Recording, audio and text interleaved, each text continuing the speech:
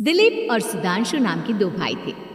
दिलीप की शादी कावेरी के साथ हुई और सुधांशु की शादी माया के साथ। शादी के बाद दोनों भाई अपनी अपनी पत्नी के साथ खुशी खुशी रहा करते थे। दोनों भाइयों के परिवार एक ही घर में रहता था, साथ में खाना, साथ में घूमना। कुल मिलाकर दोनों भाइयों का परिवार खुशहाल परिवार था। कुछ सालों के बाद दिलीप की पत्नी कावेरी को एक बेटा हुआ। भैया, आज मैं बहुत खुश हूँ। चाचा बन गया हूँ मैं। हाँ भाई साहब, इस बच्चे के घर में आने से तो रौनक आ गई है। मैं सबको बताऊंगी कि मैं तो चाची बन गई हूँ, चाची। तुम दोनों कितने अच्छे हो। हमारे बच्चे के आने से ऐसे खुश हो रहे हो जैसे ये बच्चा तुम्हारा ही हो। बस भैया, अब आपका बेटा इस दुनिया में आ गया ना, हम भी कोशिश करेंगे कि हमारा भी बच्चा जल्दी से इस दुनिया में आ जाए। और फिर आपका और हमारा बच्चा दोनों मिलकर दिन भर घर के आंगन में खेला करेंगे। कितना मजा आएगा ना। सच कहती हो माया, मैं भी उसी दिन का इंतजार कर रही हूँ जब तुम्हारी भी गोद भर जाएगी और मेरे बेटे को एक छोटा भाई या बहन मिल जाएगी। 1 साल बीत जाता है। दिलीप और कावेरी का बेटा अब 1 साल का हो चुका था, लेकिन सुधांशु और माया की कोई औलाद नहीं होती। माया, लगता है कि हमारी जिंदगी में बच्चे का सुख ही नहीं है। ऐसा क्यों कहते हैं? दिलीप भाई साहब का बेटा भी तो हमारा ही बेटा है ना। तुम्हारी बात बिल्कुल ठीक है माया, लेकिन फिर भी हमारा खुद का एक बच्चा होता तो कितना अच्छा होता। हाँ, कावेरी भाभी भी हमेशा कहती हैं उन्हें अपने बेटे के लिए एक छोटा भाई या बहन चाहिए। लेकिन देखिए ना, हमारी तो किस्मत ही कितनी खराब है। हमारे तो सारे ट्रीटमेंट भी फेल हो चुके हैं। डॉक्टर ने भी साफ साफ कह दिया है कि तुम कभी माँ नहीं बन सकती। वही तो सुधांशु, बहुत बुरी किस्मत है हमारी। लेकिन माया, हम अपनी किस्मत को इतना क्यों कोस रहे हैं? हम दिलीप भाई साहब के बेटे को अपने बेटे की तरह ही प्यार कर सकते हैं ना। हाँ जी, बिल्कुल सच कहा। मैं भी वैसा कर सकती हूँ। चाची हूँ, उसे छोटी माँ का प्यार नहीं दूंगी क्या? कुछ दिनों के बाद दिलीप का एक दोस्त दिलीप से मिलने के लिए आता है। अरे क्या बात है दिलीप, बधाई हो बधाई। और घर तो काफी बड़ा है तुम्हारा। वैसे तुमने अपने बेटे के बारे में क्या सोचा है? भैया, और क्या सोचेंगे, बस उसे पढ़ा लिखा कर अफसर बनाएंगे, उसकी पढ़ाई पर खर्च करेंगे। अरे भाभी, आपकी तो इतनी सारी प्रॉपर्टी है, आपको किस बात की चिंता? ले देकर एक बेटा ही तो है। अरे नहीं दोस्त, तुम गलत समझ रहे हो। इस घर में मैं और मेरा छोटा भाई दोनों रहते हैं। इस घर का आधा हिस्सा मेरे छोटे भाई का है। अच्छा, कितने बच्चे हैं तुम्हारे छोटे भाई के? भैया, उनके साथ ना कुछ प्रॉब्लम है। मेरी देवरानी कभी माँ नहीं बन सकती। अरे फिर किस बात की चिंता? अरे मैं तो कहता हूँ अपने बेटे के भविष्य के बारे में सोचिए ही मत। बस ये घर उसके नाम करवा दीजिए। देखिए, आपके भाई का भी कोई बच्चा नहीं है तो सब कुछ आपके बेटे को ही मिलना चाहिए। लेकिन ऐसा करना क्या सही होगा? अगर उनका बच्चा नहीं है तो क्या हुआ? ये घर आधा उनका है, उनकी जो मर्जी है वो करें। अरे कैसी बात करते हो? उनकी कोई औलाद नहीं है, वो क्या करेंगे प्रॉपर्टी अपने नाम रखकर? हाँ, वैसे भाई साहब, आपकी बात तो बिल्कुल सही है। अब जो कुछ भी है वो हमारे बेटे का ही तो है। आखिर वही तो इस घर के वंश को आगे बढ़ाएगा। मैं कल ही देवर जी से बात करती हूँ। अगले दिन सुधांशु और माया, इधर आओ। तुम दोनों से एक बहुत ज़रूरी बात करनी है मुझे। बताइए ना भाभी, क्या बात है? आपको कहीं जाना है तो आप अपने बेटे को मेरे पास छोड़कर जाइए। मैं ही पूरा दिन रख लूंगी उसे। अरे नहीं माया, वो तो मुझे पता है। मैं किसी और चीज़ के बारे में बात करना चाहती हूँ।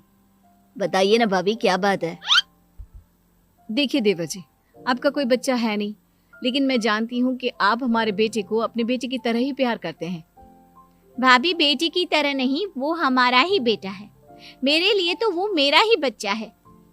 वही तो फिर क्यों ना ये सारी प्रॉपर्टी हम मेरे बेटे के नाम करवा दे, क्योंकि तुम्हारा हो या मेरा, हम सबका एक ही तो है बेटा। लेकिन भाभी, अभी तो वो सिर्फ 1 साल का है। अभी से प्रॉपर्टी उसके नाम करवाने का क्या मतलब है? देखिए देवर जी, जो काम जितना जल्दी हो जाए ना उतना अच्छा। आने वाले वक्त का क्या भरोसा। भाभी भरोसा क्यों नहीं, हम तो हमेशा आपके बेटे को माँ बाप की तरह ही प्यार करेंगे। हाँ, लेकिन फिर भी मैं चाहती हूँ कि ये सारी प्रॉपर्टी मेरे बेटे के नाम हो जाए। अब मुझे नहीं लगता तुम दोनों को इसमें कोई भी परेशानी होगी, है ना?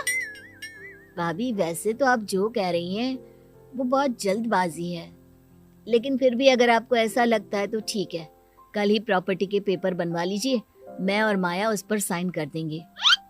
इस तरह से अगले दिन प्रॉपर्टी के पेपर बनवाकर सारी प्रॉपर्टी दिलीप और कावेरी के बेटे के नाम पर करवा दी जाती है।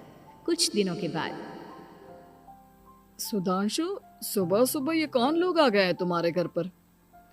भैया वो ऊपर वाला कमरा खाली पड़ा था ना, सोच रहा था किराएदार रख देता हूँ। लेकिन किराएदार रखने से पहले आपने हमसे पूछा भी नहीं। भाभी इसमें आपसे पूछने वाली क्या बात थी, हमें एक ही कमरे की जरूरत थी, इसलिए सोचा दूसरा कमरा किराया पर दे देते हैं, कुछ इनकम हो जाएगी। अरे माया, ये सारी प्रॉपर्टी अब मेरे बेटे के नाम पर है और यहाँ पर जो कुछ भी होगा उसके लिए तुम्हें मेरी या दिलीप की परमिशन तो लेनी पड़ेगी ना। हाँ सुधांशु, तुम्हारी भाभी ठीक ही तो कह रही है। अब देखो, तुमने खुद अपने हाथों से ये प्रॉपर्टी हमारे बेटे के नाम की है, वह अभी बहुत छोटा है, तो इस घर से रिलेटेड सारे फैसले तुम्हें हमसे पूछ कर लेने चाहिए। भाभी हमें तो लगा था कि आप हम लोगों से बहुत प्यार करती हैं, लेकिन आप तो हमारे साथ भेदभाव करने लगी। अरे, इसमें भेदभाव करने वाली क्या बात है? और मैंने कौन सा तुमसे कुछ गलत मांग लिया? अरे ले देकर मेरा बेटा इकलौता इस पूरे वंश का वारिस है, सब कुछ उसके नाम है। तुम्हें इस बात से जलन क्यों हो रही है? भाभी माया को जलन नहीं हो रही, वो तो बस ऐसे ही कह रही थी। सब जानती हूँ मैं, इसकी खुद की तो कोई औलाद पैदा नहीं हुई, बस इसीलिए जब देखो तब मेरे बेटे पर बुरी नजर डालती रहती है। देखो माया, कावेरी तुमसे बड़ी है, वो जैसा कहती है वैसा करो। और वैसे भी इस घर पर अब तुम लोगों का कोई अधिकार नहीं है, वो तो हम लोगों की भलाई समझो जो तुम्हें अभी तक यहाँ रहने दिया है। भैया आप इतने कैसे बदल गए? इस प्रॉपर्टी ने आपके दिल से हमारे लिए प्यार पूरी तरह खत्म कर दिया है क्या? इसी तरह वक्त बीतता जाता है और देखते देखते दिलीप और कावेरी का बेटा प्रणव 25 साल का हो जाता है और उसकी नौकरी लग जाती है। पापा आज मेरा अपॉइंटमेंट लेटर आ गया है, मैंने सिंगापुर में जॉब ज्वाइन कर ली है। लेकिन प्रणव, विदेश में नौकरी करने जाने से पहले तुम्हें कम से कम अपने मम्मी पापा से एक बार पूछना चाहिए था ना। इसमें पूछने वाली क्या बात है माँ, मैं सिंगापुर जाकर जॉब करना चाहता हूँ तो करना चाहता हूँ। देखो प्रणव, हमने तुम्हारे लिए इतनी सारी प्रॉपर्टी यहाँ पर रखी हुई है, उन सब का क्या होगा? यहाँ रहो, बिजनेस करो। सॉरी पापा, मैं यहाँ रहकर कोई बिजनेस नहीं करने वाला, और ये जितनी भी प्रॉपर्टी आपने मेरे लिए संभाल कर रखी है ना, ऐसे ही किसी को दान में दे दीजिए, क्योंकि मैं सिंगापुर से वापस इंडिया आकर कभी नहीं रहने वाला। दिमाग खराब हो गया है तेरा, जानता नहीं तेरी वजह से हमने तेरे चाचा चाची से लड़ाई करके पूरा घर तेरे नाम करवा दिया था। हाँ तो ऐसा करने से पहले आपको सोचना चाहिए था ना। और मम्मा, मैं तो वैसे भी उस वक्त 1 साल का था, मेरा इस मैटर से कोई लेना देना नहीं है। कैसी बात कर रहा है ये लड़का? अरे तेरी वजह से अपने छोटे भाई से दुश्मनी लेकर बैठा हूं मैंने तो उसे घर से भी निकाल दिया। जानता नहीं तू, बाजू वाले घर में एक छोटा सा कमरा किराए पर लेकर रहते हैं तेरे चाचा चाची, और ये सब मैंने तेरे लिए किया। देखिए पापा, आपने जो कुछ भी किया अपने लिए किया। मैंने आपसे कब कहा था कि मुझे ये प्रॉपर्टी और घर चाहिए? और वैसे भी अपने भाई के साथ इस तरह का बिहेव करके आपने कोई अच्छा काम तो किया नहीं। तू सही कह रहा है बेटा, हमने तेरे चक्कर में अपने छोटे भाई जैसे देवर और बहन जैसी देवरानी को इस घर से निकाल दिया। बहुत बड़ी गलती हो गई मुझसे। ठीक है मॉम, तो अब आप अपनी गलती सुधारो, लेकिन मुझे तो फॉरेन जाना है, मैं वहीं जाऊंगा। अब आगे क्या करना है ये आपका डिसीजन है। और प्रणव सिंगापुर जॉब करने के लिए चला जाता है। कुछ दिनों के बाद जब दिलीप और कावेरी को अपनी गलती का एहसास होता है तो वो सुधांशु के घर पहुंचती है। सुधांशु, माया, हमें माफ कर दो, हमसे बहुत बड़ी गलती हो गई। क्या हुआ भाभी? आज इतने सालों के बाद अब हम गरीब लोगों के घर क्या करने आई हैं? भाभी, हमने तो खुशी खुशी अपने भतीजे को सब कुछ दे दिया, अब हमारे पास कुछ भी नहीं बचा है। भाई मुझसे बहुत बड़ी गलती हो गई, जो तेरे जैसे भाई को मैंने प्रॉपर्टी के चक्कर में घर से निकाला, और जिसके लिए मैंने ये सब कुछ किया वो खुद ही विदेश चला गया। भैया भाभी, जिस बेटे के लिए आपने हम लोगों को इतनी तकलीफ दी, आपस के प्यार को बिगाड़ा, जब वही आपसे दूर चला गया तो आपको इस बात का एहसास हुआ। लेकिन माफ कीजिए, अब हम आपके साथ रहने के लिए उस घर में नहीं आ सकते। नहीं नहीं माया, ऐसा मत कहो, मुझसे बहुत बड़ी गलती हो गई, प्लीज वापस चलो, मैं वो घर फिर से तुम्हारे नाम कर देती हूँ। भाभी, मैं उस घर का क्या करूंगी? किसके लिए?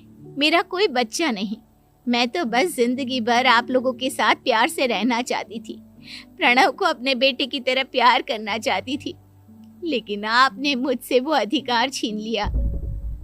भाभी और भैया, एक सवाल पूछना चाहता हूँ आप लोगों से।